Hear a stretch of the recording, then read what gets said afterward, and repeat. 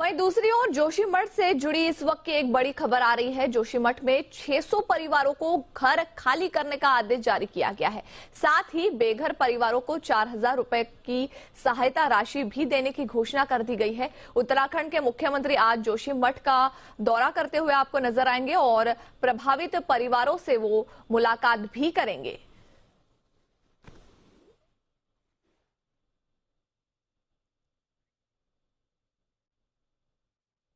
वहीं उत्तराखंड के जोशीमठ में कई मकानों के दरार आने की घटना सामने आई है, जिसकी वजह से लोगों में डर छाया हुआ है। कुछ लोग अपना घर छोड़कर सुरक्षित जगहों पर जाते हुए आपको नजर आएंगे, तो कुछ लोग अभी भी इस मुसीबत में फंसे हुए हैं। देखिए इस रिपोर्ट को।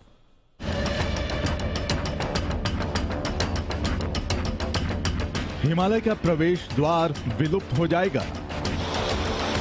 अंधाधुंध विकास बना विनाश का कारण। ये तस्वीरें हैं जोशीमठ की। वो जोशीमठ जो भारत के लिए कितना जरूरी है, वो इस बात से समझा जा सकता है कि धर्म के लिए बद्रीनाथ और गोमुख और सामरिक नजरिए से भारत चीन बॉर्डर दोनों रास्ता इसी जगह से होकर गुजरता है। लेकिन आज ये पौराणिक शहर खतरे में है। खतरा भी ऐसा कि अगर डर सच साबित हो जाए तो पूरा शहर ही विलुप्त हो जाएगा। पहाड़ की ये चोटी पाताल में चली जाएगी। ये अंदेशा हम यूं ही नहीं जता रहे हैं। 1960 से जोशीमठ को लेकर कई वैज्ञानिकों और पर्यावरणविदों ने कई बार ये अंदेशा जताया है, लेकिन न प्रशासन जागी न ही सरकार। और अब आलम ये है कि जगह जगह जमीन धंसने लगी है।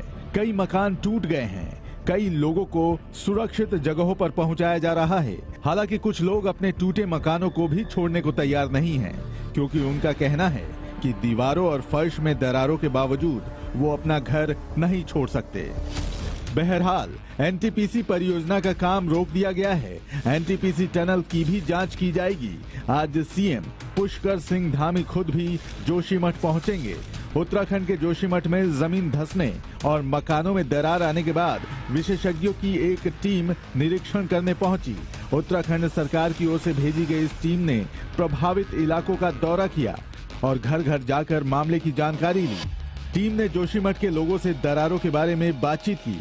रास्तों और पहाड़ों पर आए दरारों का भी निरीक्षण किया गया। जोशीमठ का दौरा करने वाली टीम में गढ़वाल कमिश्नर सुशील कुमार और राज्य के आपदा प्रबंधन सचिव रंजीत कुमार सिन्हा के साथ एनडीआरएफ के अधिकारी और आईआईटी रुड़की के प्रोफेसर डॉक्टर बीके माहेश्वरी भी शामिल हैं। टीम प्रभावित क्षेत्रों का सर्वेक्षण करने के बाद जोशीमठ को खतरे से बचाने के लिए योजना बनाएगी। ऐसे में अब देखना होगा कि इस पौराणिक शहर को बचाने के लिए सरकार क्या कदम उठाती है। विशाल पांडे, जी मीडिया, जोशीमठ।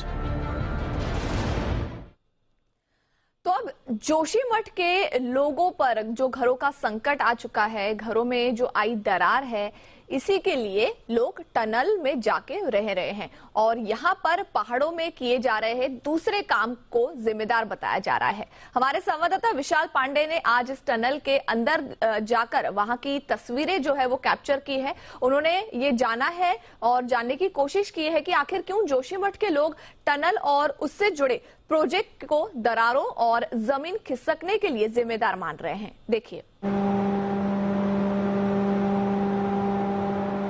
इस वक्त हम तपोवन जल विद्युत परियोजना के उस टनल में पहुंचे हैं जिसको लेकर पूरा विवाद खड़ा हुआ है। दरअसल स्थानीय लोगों ने आरोप लगाया है कि जो ये टनल बनाई जा रही है, ये पहाड़ काट कर टनल बनाए गए हैं, जिसकी वजह से पानी की धाराएं अलग हो चुकी हैं और इस वजह से जोशीमठ में जगह जगह मकानों में, दुकानों में, जमीनों में कटाव हो रहा है, जमीनें धंस रही हैं, मकानों में दरार आ रहे हैं। कहा यह जा रहा है कि ये जो टनल बनाई गई है, ये जल विद्युत परियोजना के लिए बनाई गई है। लगभग 12 किलोमीटर लंबी यह टनल है जो कि जोशीमठ शहर के बीच से भी गुजरती है। ये तस्वीरें मैं आपको एक्सक्लूसिव सिर्फ और सिर्फ जी न्यूज पर दिखा रहा हूँ। ये टनल की तस्वीरें हैं। इसी टनल को लेकर पूरा विवाद बना हुआ है। क्या ये टनल जिम्मेदार है जोशीमठ पर जो संकट आ रहा है उसके लिए? जी बिल्कुल, यही टनल जिम्मेदार है। जब रेणी आपदा आई थी तब यहीं से जो पानी है वो अंदर गया था और लाखों घन मीटर पानी इसके अंदर था। जो पानी आज आप देख रहे हैं जगह जगह बाहर निकल रहा है और जोशीमठ को तबाह कर रहा है। गढ़वाल मंडल के कमिश्नर ने यह बताया है कि यहाँ तपोवन के टनल का काम रुकवा दिया गया है, लेकिन जब जी न्यूज की टीम ग्राउंड जीरो पर पहुंचती है तो यहाँ हमें मशीनों की आवाज अभी भी सुनाई दे रही है। मैं थोड़ी देर के लिए अपनी वाड़ी को विराम देता हूँ ताकि आप इस मशीन की आवाज को सुन सकिए। तो आप देखिए कि क्या यहाँ पर काम रोका गया है, क्योंकि सरकार के प्रशासन की तरफ से कहा जा रहा है कि काम को रोक दिया गया, लेकिन फिलहाल मशीनों की आवाज यहाँ पर हमें सुनाई दे रही है। हालांकि इसकी हम पुष्टि नहीं कर सकते हैं क्योंकि लोग हमें यहाँ पर दिखाई नहीं दे रहे हैं। टनल काफी लंबी है कि अंदर काम हो रहा है या नहीं। जोशीमठ की जनता इस वक्त अपने सबसे बड़े मुश्किल दौर से गुजर रही है। जोशीमठ की जनता के सामने संकट इस बात का है कि वो अपने घर को कैसे बचाएं, अपने भविष्य को कैसे बचाएं, क्योंकि उनके घर की दीवारों पर दरार आ चुकी है। ये दरार न सिर्फ दीवारों पर है बल्कि उनके जीवन के भविष्य पर भी है। और कहीं ना कहीं इसके लिए हमारा सिस्टम भी जिम्मेदार है, जो कि 1976 से लेकर अब तक जोशीमठ को लेकर कोई कंक्रीट प्लान नहीं तैयार कर पाया। हालांकि अब जांच टीम यहां पर मौके पर पहुंची है। देखना यह होगा कि जोशीमठ को बचाने के लिए क्या कदम उठाए जाते हैं। कैमरामैन एस जयदीप के साथ विशाल पांडे, जी मीडिया, जोशीमठ, उत्तराखंड।